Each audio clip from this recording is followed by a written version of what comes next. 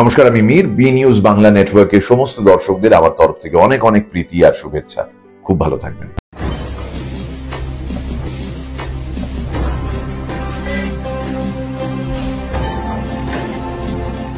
সততার পথে সত্যের খোঁজে আপনারা দেখছেন B news Bangla network. Rising ফাউন্ডেশনের প্রধান কার্যালয়ে মহাসমারোহে ৭৯তম স্বাধীনতা দিবস পালিত হল। জাতীয় পতাকা উত্তোলনের মাধ্যমে অনুষ্ঠানটি শুরু হয়। ফাউন্ডেশনের ক্লাব, ব্যান্ড ও বাঁশি দলের সহযোগিতায় জাতীয় পতাকা উত্তোলন করেন বিশিষ্ট সঙ্গীত শিল্পী ও সমাজসেবক পণ্ডিত সুভাষ সিংহ রায় মহাশয়। একই সাথে ফাউন্ডেশনের পতাকা উত্তোলন করেন কলকাতা কর্পোরেশনের পুরো আধিকারিক এবং বিশিষ্ট সমাজসেবক আশুতোষ মজুমদার। ফাউন্ডেশনের ছাত্রছাত্রীরা জাতীয় সঙ্গীত পরিবেশন করে। এরপর ফাউন্ডেশনের প্রতিষ্ঠাতা ও বর্তমান সম্পাদক প্রেমাংশু দত্ত এবং কার্যকরী সভাপতি নবজিৎ দত্ত স্বাধীনতা দিবস উপলক্ষে নিজ নিজ বক্তব্য তুলে ধরেন। অত্যন্ত কাছের রাইজিং ফাউন্ডেশন, এই যে স্যাক্রিফাইস সম্পূর্ণটাই সকলকে দিয়ে একটা প্রত্যেকটা মানুষকে নিয়ে সংগঠন হিসেবে একটা প্রতিষ্ঠা পাওয়া, এটা চারটিখানি ব্যাপার নয়। এটা অত্যন্ত ভাবে সেই স্যাক্রিফাইস না থাকলে হয় না। এবং গুণীজনদের সম্মানিত করা হয়। সাথে সাথে প্রাক্তন সৈনিক ও সমাজ বন্ধুদের সম্মানিত করা হয়। বিশিষ্ট গুণীজনদের মধ্যে উপস্থিত ছিলেন বিশিষ্ট সমাজসেবক সমীরণ চৌধুরী, বি নিউজ বাংলার বিশিষ্ট সাংবাদিক বেনু দেব, পরিমল কুমার দত্ত, হরিপদ দাস, অরিন্দম মুখার্জি প্রমুখ। সবশেষে ফাউন্ডেশনের ছাত্রছাত্রী, শিক্ষক শিক্ষিকা এবং সদস্যদের যৌথ প্রচেষ্টায় একটি সুন্দর সাংস্কৃতিক অনুষ্ঠান উপস্থাপিত হয়। বিশেষ করে বলার মতো নারী শক্তি, শিবশক্তি এবং শিশুদের প্রথম বলি এদের কোরাস গান সকলের মন জয় করেন। এছাড়া ক্রিয়া সম্পাদক অমিত দে মহাশয়ের সঙ্গীতের সাথে ফাউন্ডেশনের নৃত্য শিক্ষিকা অদ্রিতা চৌধুরীর নৃত্য বিশেষ মর্যাদা পেয়েছে।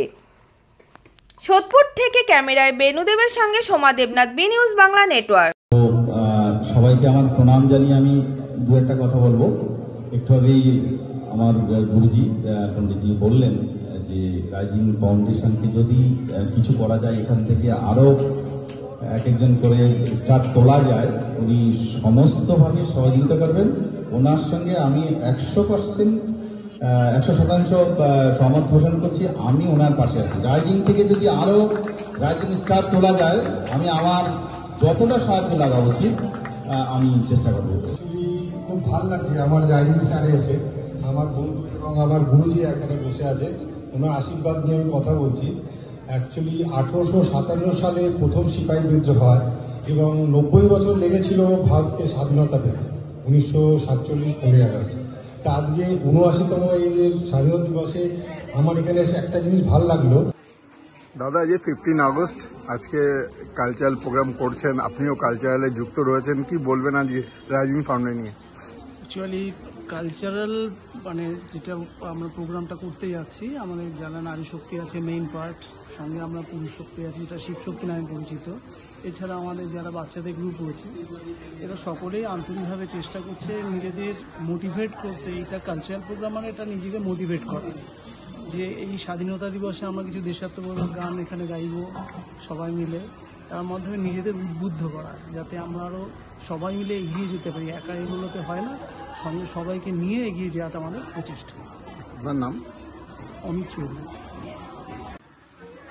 এই যে রাইজিং ফাউন্ডেশন, আপনি জন্মদাতা, আজকে খুব ভালো আপনি এগিয়ে নিয়ে গেছেন। আজকে বিভিন্ন নামি দামি মানুষ আপনার কাছে আসছে বা আপনাকে যতটা আপনার পাশে রয়েছে, কি বলবেন?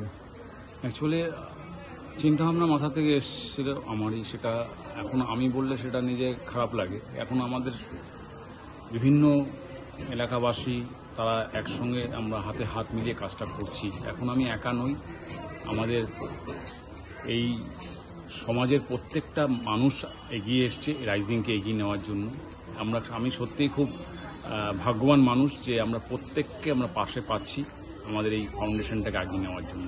এবং আপনাদের মতন চ্যানেল যারা পাশে রয়েছে, আমাদের বি নিউজ বাংলা এবং আরও অন্যান্য চ্যানেল যারা রয়েছে, তারা আমাদের সঙ্গে সবসময় আমাদেরকে তুলে ধরার চেষ্টা করছে। এটা একটা আমাদের কাছে বড় ব্যাপার এবং সৌভাগ্যবান। আমার নাম প্রেমাংশু দত্ত, রাইজিং ফাউন্ডেশনের জেনারেল সেক্রেটারি। কি বলবেন এই রাইজিং ফাউন্ডেশন নিয়ে আজকে আপনাদের নারী সুরক্ষা যেটা আছে মানে প্রেমাংশু দত্ত, তো এটা নিয়ে ভীষণভাবে এগোচ্ছে, আপনাদের প্রোগ্রামও ভালো করছেন, কালচারাল প্রোগ্রাম 15ই আগস্ট, কি বলবেন আজকে? আমরা বলতে চাই এটাই যে দাদার যে রাইজিং ফাউন্ডেশনের যে প্রেমাংশু দত্ত যিনি উদ্যোগ নিয়েছেন ভালো একটা কাজ করার জন্য, অবশ্যই আমরা তার পাশে আছি। শুধু দাদা তো উপলক্ষ, আমরা যে নারী শক্তি বা পুরুষ শক্তি আমরা সবাই সংবদ্ধ হয়ে একসাথে কাজ করি।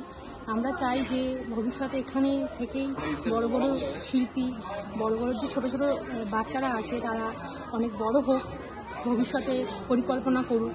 ঠিক আছে, আমরা যে সমস্ত কাজগুলো করে থাকি নারী শক্তিরা মিলে, নারী শক্তিটা এখন কোনো কিছুতেই পিছিয়ে নেই, সব কিছুই একগ্রতাভাবে করে চলেছে। তো সেক্ষেত্রে আমরা আজকে শুধু 15ই আগস্ট না, বিগত 2 বছর দিনগুলো ধরে আমরা অনেক কিছুই কাজ করে চলেছি ছোটোখাটো। আপনার নাম? মিতা চিত্রকর।